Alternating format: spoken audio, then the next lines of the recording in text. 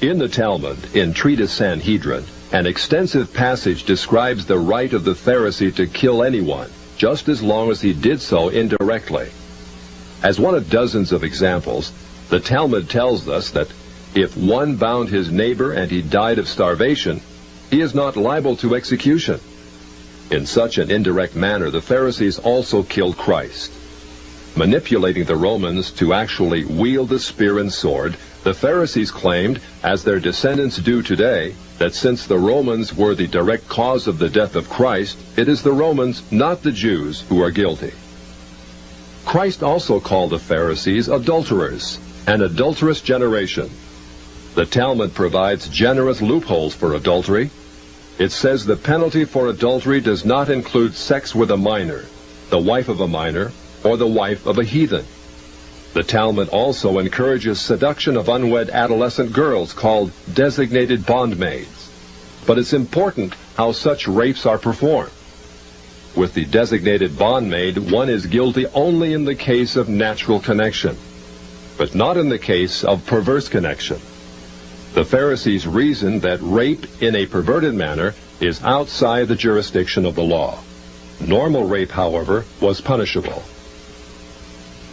In Babylon, sexual perversion of every kind had been a way of life for millenniums. The Pharisees were deeply influenced by such practices.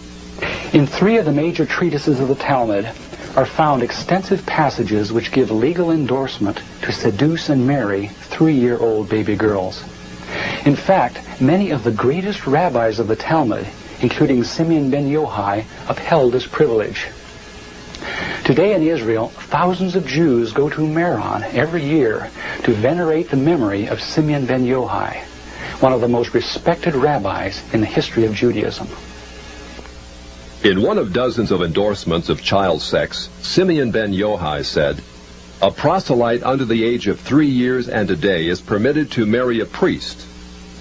Agreeing with ben Yochai, the great rabbah said, "When a grown-up man has intercourse with a little girl, it is nothing, for when the girl is less than this, 3 years and a day, it is as if one put the finger into the eye."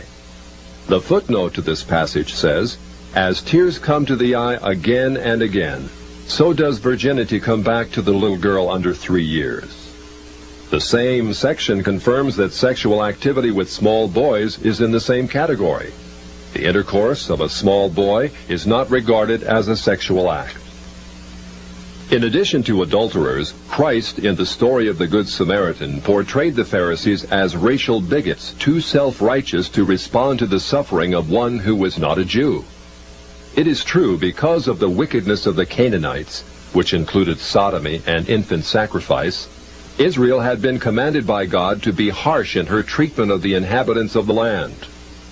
God made it clear that the Canaanites were not simply to be avoided, but destroyed.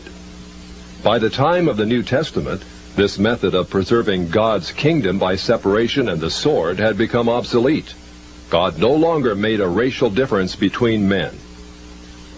But the Pharisees were unfazed by God's new agenda. The Talmud was finally written down nearly 5 centuries after Christ, yet its critical, even homicidal attitudes toward Gentiles might have been lifted out of the book of Joshua. However, the quickest way to grasp the Talmudic view of Gentiles is not directly from the Talmud, but from the Jewish encyclopedias. If we quote an isolated opinion from the Talmud, a rabbi may quickly object, saying, "But that is not the overall opinion of the Talmud. That is not the definitive view." What the Jewish encyclopedia provides us is a definitive overview of perhaps hundreds of rabbinic statements on any subject, giving us accurate summaries of what the Talmud generally teaches. In its article on Gentiles, the Jewish encyclopedia begins to define what makes a Jew so different from a Gentile. According to the rabbis, only Israelites are men. Gentiles they class not as men, but as barbarians. Since Gentiles are not men in the fullest sense, so the Gentile is not a neighbor of a Jew. Further, since Gentile laws were too crude to admit of reciprocity, meaning too crude to be taken seriously, the Gentile was forever beneath the Jew. Gentiles were outlawed by God from the beginning, and thus had no property rights. The Almighty offered the Torah to the Gentile nations also, but since they refused to accept it, he withdrew his shining legal protection from them and transferred their property rights to Israel, who observed his law. Since the Talmud outlawed the child, or issue of a Gentile, as that of a beast, a Gentile had as little legal rights in a Jewish court as did an animal. The Talmud states that if a Gentile sue an Israelite, the verdict is for the defendant, the Israelite. Conversely, if the Israelite is the plaintiff, he obtains full damages. Because the Talmud conspires against Gentiles, if a Jew was ever caught telling a Gentile what the Talmud really says, such a person deserves death. So vile was the nature of a Gentile that the great Simeon ben Yohai said, "The best among the Gentiles deserves to be killed. The best of snakes ought to have its head crushed."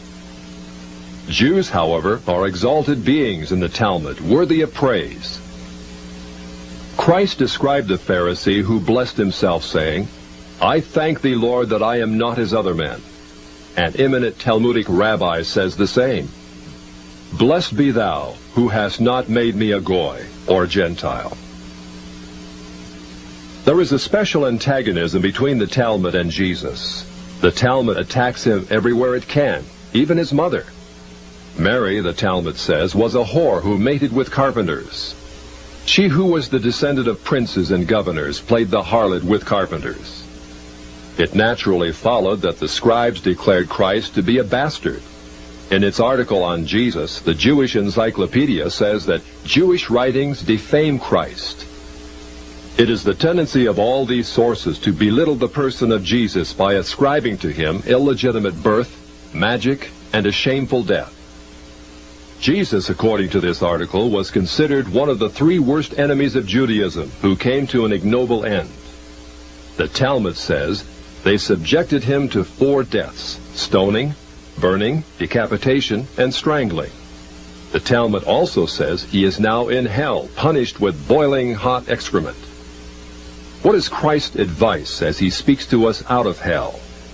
The Jewish Encyclopedia quotes Jesus as telling us above all to bless the Jews. He says, "Further their well-being. Do nothing to their detriment. Whoever touches them touches even the apple of his eye." Christians, as followers of the false prophet Jesus, also deserve death. The Jewish Encyclopedia again recaps the Talmud's position. A Gentile observing the Sabbath deserves death. It says the Talmud's hatred was probably directed against the Christian Jews. These Judeo-Christians, evasively called min, minute, or minim, were considered by the rabbis to be the most dangerous form of heretics of ancient times. The New Testament Gospels were writings which the rabbis considered more dangerous to the unity of Judaism than those of the pagans. A Talmudic rabbi said, "The writings of Christians deserve to be burned, for paganism is less dangerous than minute or Christianity." The Jewish Encyclopedia, in its article on Min, continues to illustrate the Talmudic hatred of Christianity. Again, we must remember, minim usually indicates the Judeo-Christians. It was forbidden to partake of meat, bread, or wine with the Christian. Scrolls of the law, tefillin, and mezuzot written by a Christian were burned.